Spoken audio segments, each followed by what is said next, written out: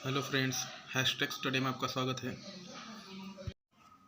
साथियों, भारतीय नौसेना का निशान यानी ध्वज बदला जा चुका है। दरअसल 2 सितंबर को पंतप्रधान नरेंद्र मोदी जी ने INS Vikrant aircraft carrier navy को सौंपा और साथ ही नए निशान यानी ध्वज का अनावरण भी किया। इस कार्यक्रम का आयोजन केरल के कोच्चि में हुआ था। दरअसल 15 अगस्त को लाल किले से देश के नाम संबोधन में पंतप्रधान नरेंद्र मोदी जी ने हमें गुलामी की मानसिकता से 100% मुक्ति का संकल्प लेकर आगे बढ़ना है और नेवी का निशान भी गुलामी के एक प्रतीक को हटाने के लिए बदला जा रहा है। भारतीय नौसेना की पहचान 2 सितंबर यानी शुक्रवार से बदल गई है। INS विक्रांत को नेवी में शामिल किया गया है और नया निशान भी लॉन्च किया। इसमें से अंग्रेज़ों की निशानी क्रॉस का लाल निशान हटा दिया गया है। अब इसमें तिरंगा और अशोक चिन्ह है, जिसे PM मोदी ने छत्रपति शिवाजी महाराज को समर्पित किया है। साथियों, आपको बता दें कि छत्रपति शिवाजी महाराज को फादर ऑफ इंडियन नेवी कहा जाता है। दरअसल 1674 में छत्रपति शिवाजी महाराज ने नेवी फोर्स की स्थापना की थी ताकि अरब, पुर्तगाल, ब्रिटिश और समुद्री लुटेरे से कोंकण और गोवा के समुद्री इलाकों की रक्षा की जा सके।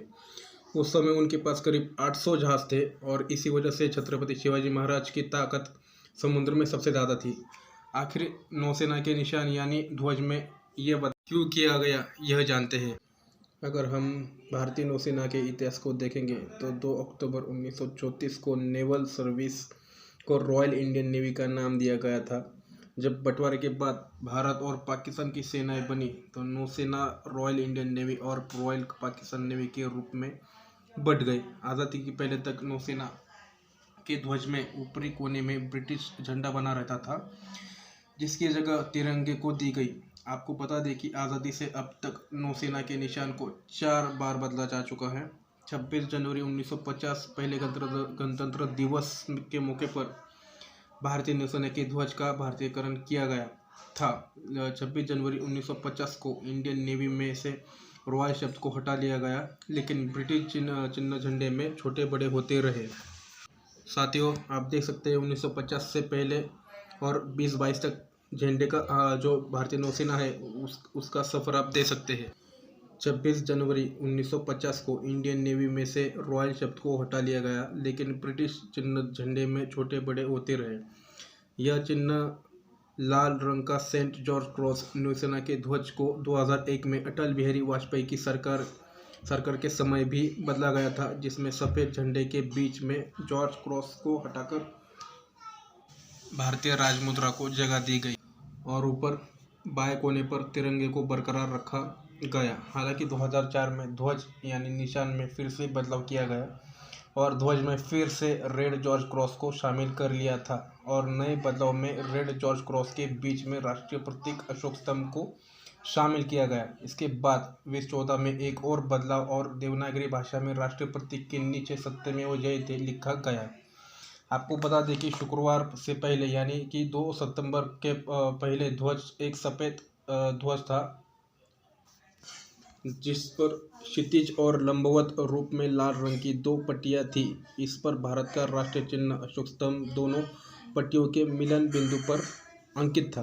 साथियों, अधिकांश राष्ट्रमंडल देशों ने अपनी स्वतंत्रता के समय रेड जॉर्ज क्रॉस को बरकरार रखा था, लेकिन कई वर्ष पहले अपनी नौसेना से इसे हटा दिया था। इसमें ऑस्ट्रेलिया, कनाडा और न्यूजीलैंड जैसे राष्ट्रमंडल देश ऐसा कर चुके हैं और अब 2 सितंबर को नौसेना को नया ध्वज मिला है। इसमें अंग्रेज के सेंट जॉर्ज क्रॉस को हटाकर छत्रपति शिवाजी महाराज के राज चिन्ह को शामिल किया गया है।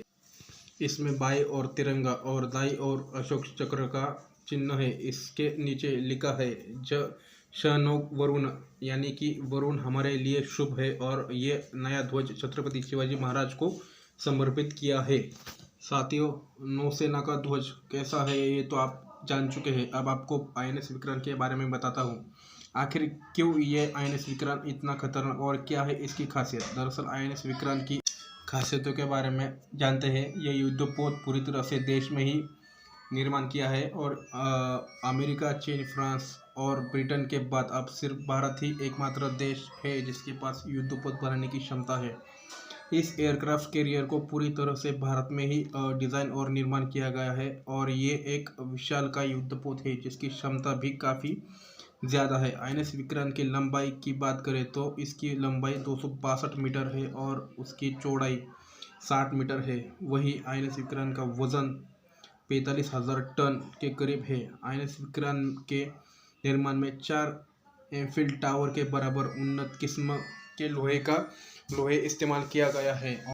दोस्तों, आईएनएस विक्रांत के लिए जो स्टील की ज़रूरत थी वो पहले रशिया से पूरी की जाने वाली थी, लेकिन रशिया ने 2005 में भारत को स्टील देने से मना कर दिया चीन के दबाव में आकर। उसके बाद आईएनएस विक्रांत के लिए जो स्टील को भारत में ही निर्माण करने का निर्णय लिया। आईएनएस विक्रांत में इस्तेमाल हुए स्टील को रक्षा अनुसंधान और विकास संगठन DRDO ने तैयार किया है।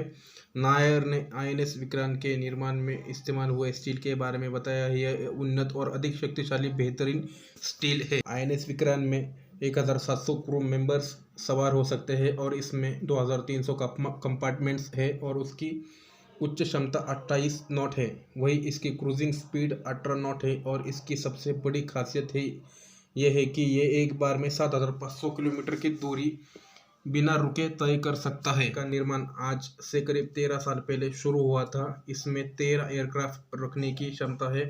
15 डेक मल्टी स्पेशलिस्ट अस्पताल पूल, वही इसमें महिला अफसरों के लिए स्पेशल केबिन खुलवाया गया है। आईएनएस विक्रांत के हर भाग की एक खूबी है, एक ताकत है। हालांकि भारत के पास पहले भी एयरक्राफ्ट कैरियर थे, लेकिन उनका निर्माण यह तो ब्रिटेन ने या फिर रूस ने किया था।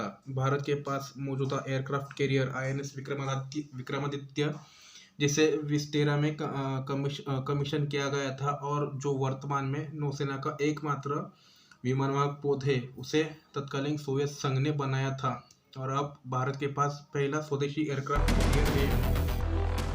यदि लक्ष्य दुरंत है, यात्राएं दिगंत है, समंदर और चुनौतियां अनंत है, तो भारत का उत्तर है विक्रांत।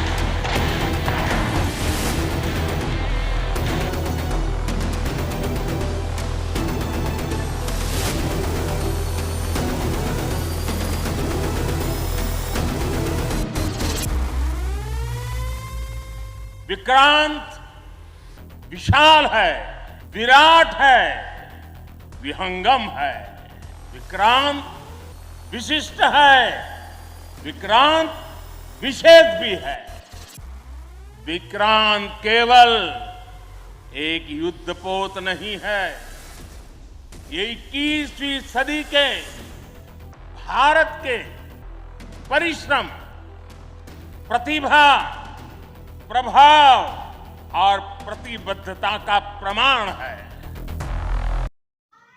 दोस्तों, आखिर इसका नाम आईएनएस विक्रांत ही क्यों रखा गया, इसकी भी एक इतिहास है। दरअसल ये नाम मूल रूप से भारत के सबसे पसंदीदा पहले विमान वाहक का था, जो 1997 में रिटायर्ड होने से पहले कई देशों की भारतीय नौसेना के लिए अपार राष्ट्रीय गौरव का स्रोत था। करीब 31 जनवरी 1997 को नेवी से आईएनएस विक्रांत को रिटायर कर दिया था और अब तकरीबन 25 साल बाद एक बार फिर से आईएनएस विक्रांत का पुनर्जन्म हुआ है। दोस्तों, आपको ये वीडियो कैसा लगा इसके बारे में कमेंट करके हमें ज़रूर बता दीजिए और आपको अगर ये वीडियो पसंद आया प्लीज़ लाइक और शेयर और सब्सक्राइब कीजिए, ताकि आपको हम जैसे ही वीडियो अपलोड करें आपको उसका नोटिफिकेशन मिल जाए। थैंक यू दोस्तों।